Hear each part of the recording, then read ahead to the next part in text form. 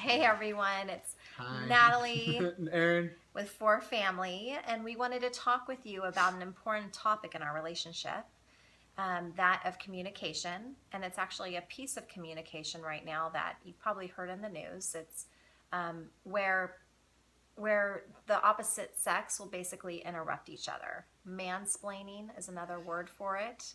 I'm sure there's a female word for it out there too. Aaron, you kind of made one up. We just joke that there's mansplaining and femsplaining. You know, we all take our turn cutting each other off or being And I'm just going dominant to give you in an a example situation. of that right now. That right there would be femsplaining. Yeah, people do cut each other off, but men and women both alike cut each other off. Really, it comes down to just, I think, respect in a conversation and knowing, hey, look, I've said enough, or I need to give you a chance to speak and take a breath. I guess Just being present, you guys, in our society today, our minds go on 100 minutes, 100 miles per hour. And I think it's just that we need to be present in our communication, in our conversations with our spouse, our significant other, and even our kids, and let them know you're really hearing them and allow them the time to speak to you. Take it in, digest it, and then speak to them. It's pretty much that simple. It's just we complicate things. Yeah. I think if we're more willing to hear someone than to be heard, we'll find that a lot more problems seem to resolve themselves or just melt away.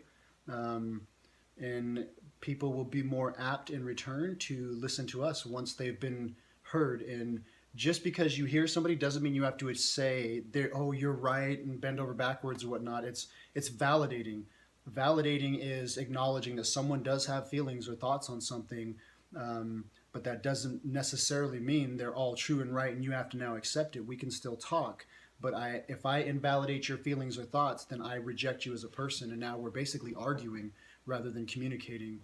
So I don't know if that makes sense, but that's kind of the way I look at it. You guys, we want to challenge you. We want to challenge you to really try and be present in conversations. Try not to do the whole interrupting thing. It's taken us, we've been married 18 years, dating for 23, so been together 23 years.